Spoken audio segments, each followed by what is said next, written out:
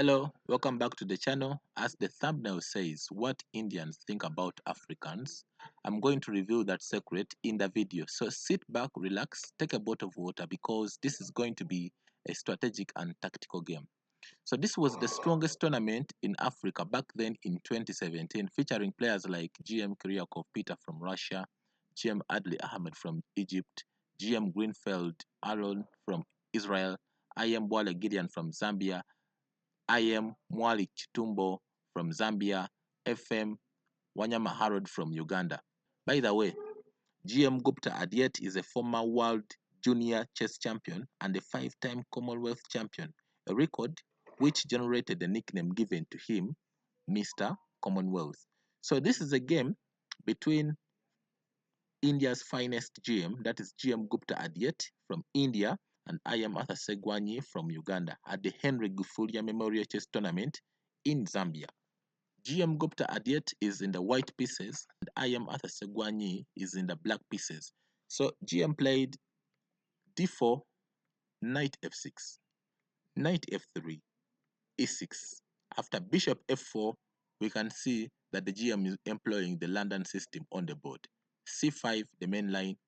After e3, the London system, we are planning to play moves like c3, bishop d3, knight bd2, and that's the complete set of the London system. So after d5, then we see knight bd2. And here, there are two potential moves which black can try. For example, black can play bishop e7 or queen b6. But in case black plays queen b6, there's a simple tactic which we can launch by giving him the poisoned pawn by playing c4.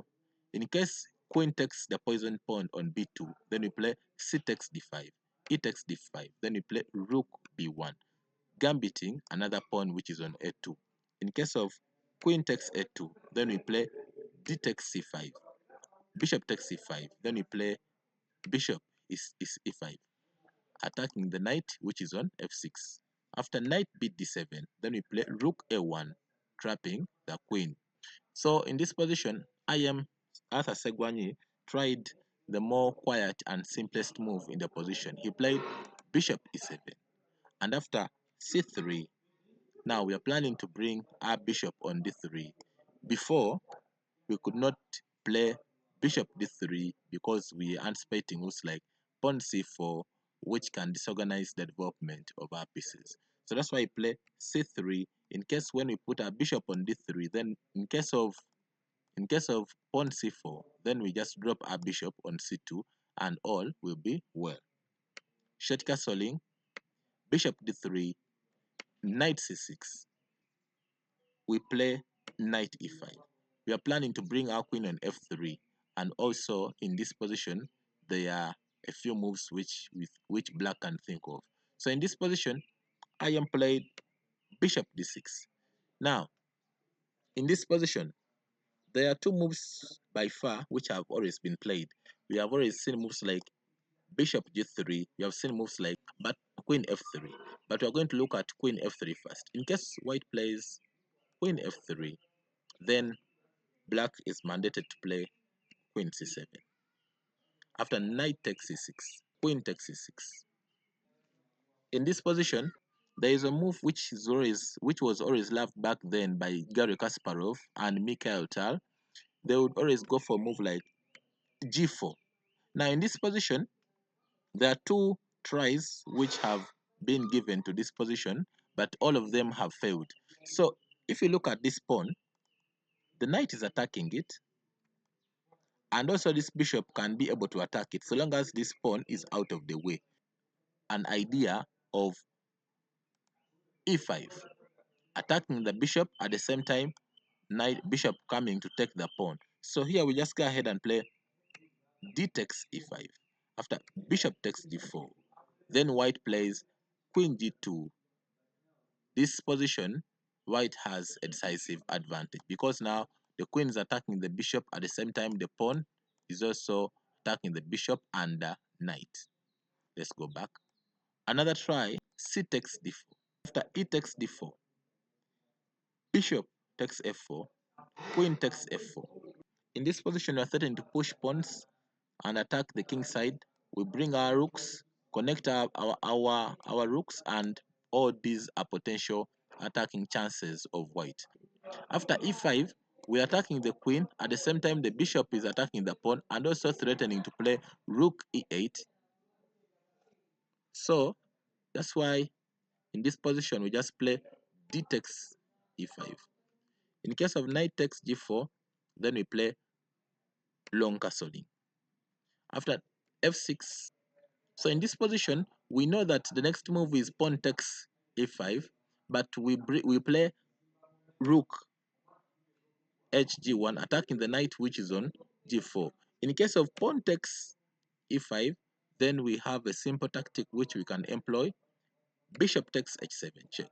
After king takes h7, then we play queen takes f8, which gives white a decisive advantage. Let's go back. So in this position, we have looked at queen f3. We are going to look at what Gupta played in the game. GM Gupta had yet played bishop g3. So after bishop g3, IM played knight e7, trying to bring more pieces to the king side and defend the king, because in anticipation of queen f3 in the future. After short castling, b6, f4, trying to push the pawn to f5 and create more weaknesses. f5, e4, breaking in the center, c takes d4, the correct move. So here, there was a simple tactic which I think the GM missed. The simple tactic begins with knight takes f7. After rook takes f7, then we play e5, attacking the bishop and the knight at the same time. After d takes c3, e takes d6, c takes d2, d takes e7, attacking the queen.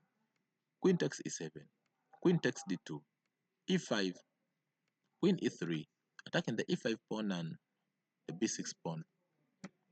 e4, bishop b5. After queen c5, then we play rook f c1. So in case of queen takes e3, f takes e3, so we have threats like, for example, bishop c6 attacking the rook at the same time the pawn which is on e5. We have moves like a bishop coming to the e5 square.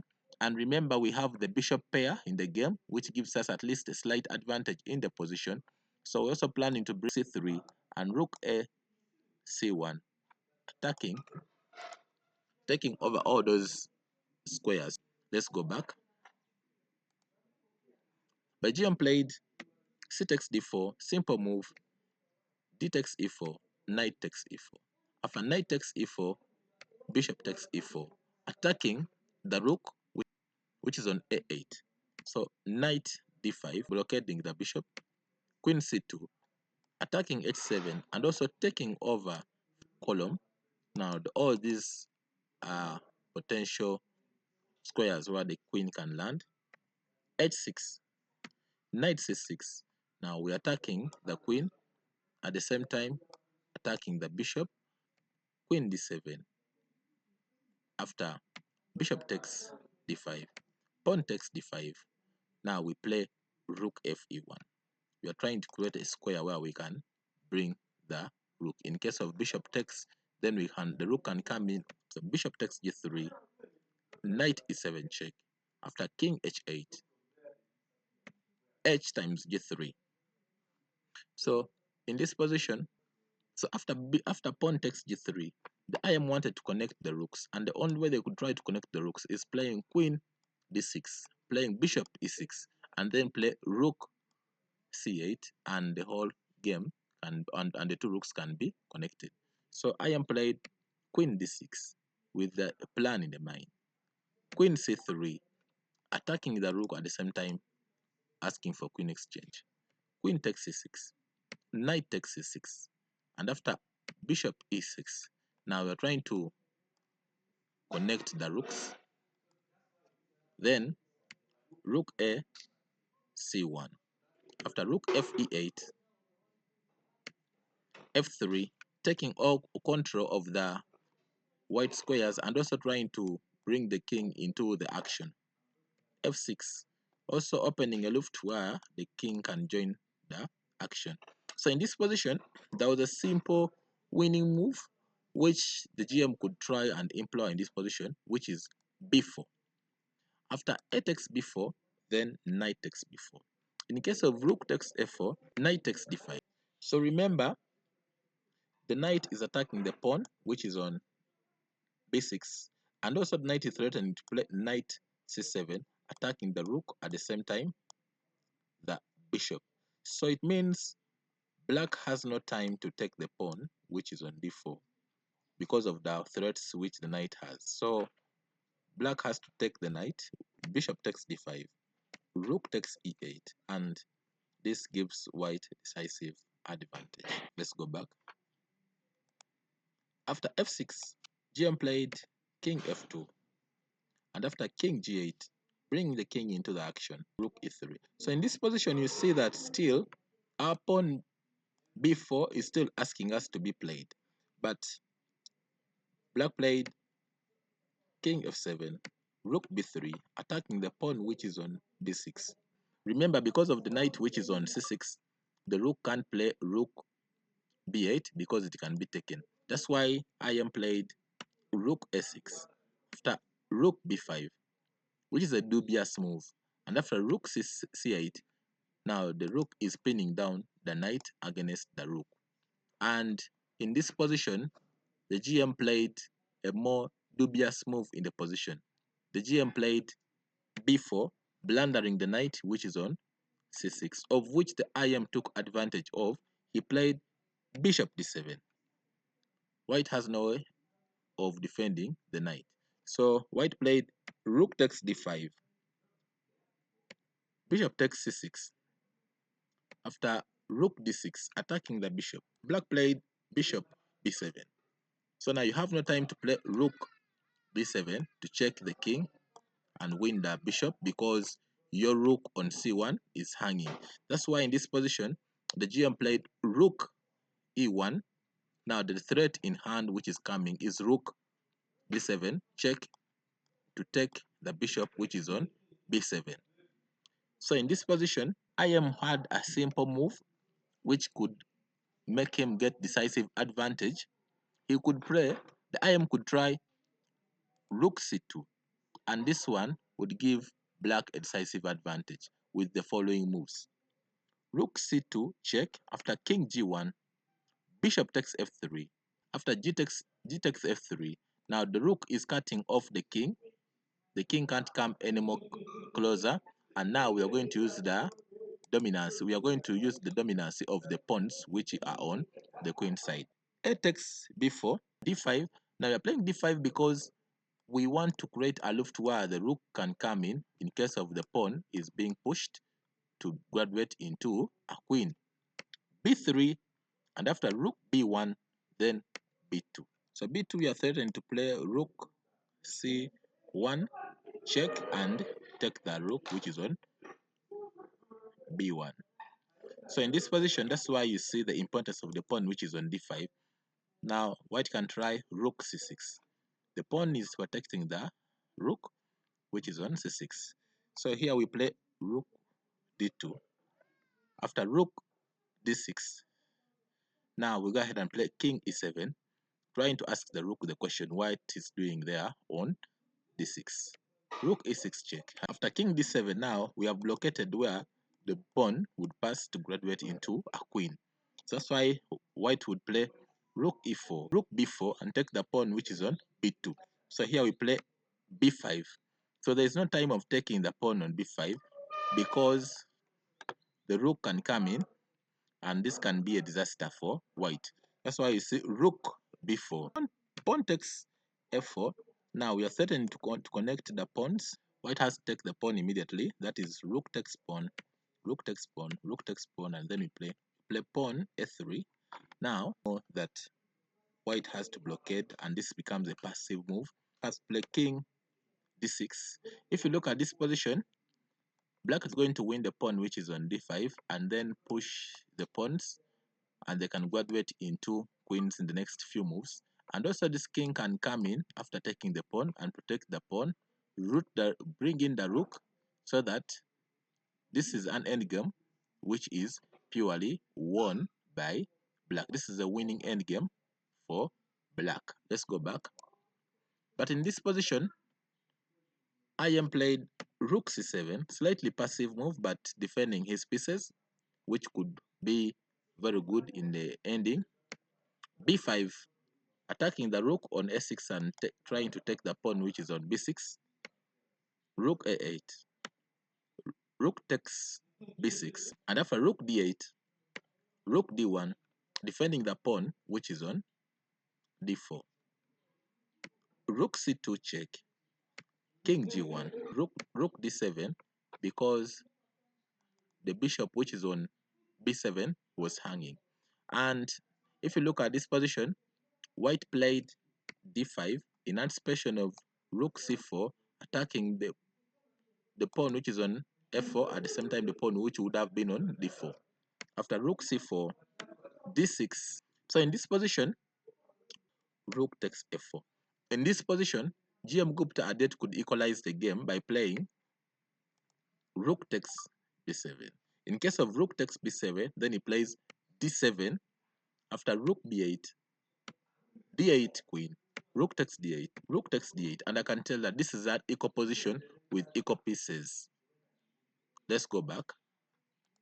But in this position, after rook takes f4, I don't know, maybe if because of time pressure, the GM played rook c1. After king e6, rook e1 check, king f7, rook c1, bishop d5, rerouting the bishop so that we can bring it this side to the king. And now we try to see a way of how to promote our pawn to go and get the queen in the future. Rook d1, after bishop e6, then rook a6. Now it's playing rook a6, moving away from where the pawn can move to graduate into a queen. Bishop d3, attacking the rook which is on d1. After rook b1, bishop c2. After rook c1, attacking the bishop and trying to bring the rook to command on c7. Black played bishop d3. In case white goes ahead and plays rook c7, then bishop takes pawn on b5, at the same time defending the rook which is on d7. That's why white played rook b6, defending the pawn, rook b4, attacking the pawn at the same time with the bishop, rook c5, defending the pawn, and after king e6, attacking the d6 pawn, the rook and the king attacking the d6 pawn.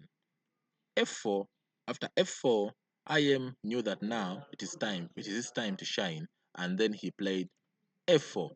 After rook b8, then king takes d6. Rook c3, stopping the pawn from moving forward, at the same time attacking the bishop on d2 and defending the pawn which is on g3. Black played bishop takes, rook c1, rook b3, attacking the pawn on g3, at the same time trying to support the pawn to move to a3. Rook b6 check, king e7. We want to support our pawn to graduate into a queen.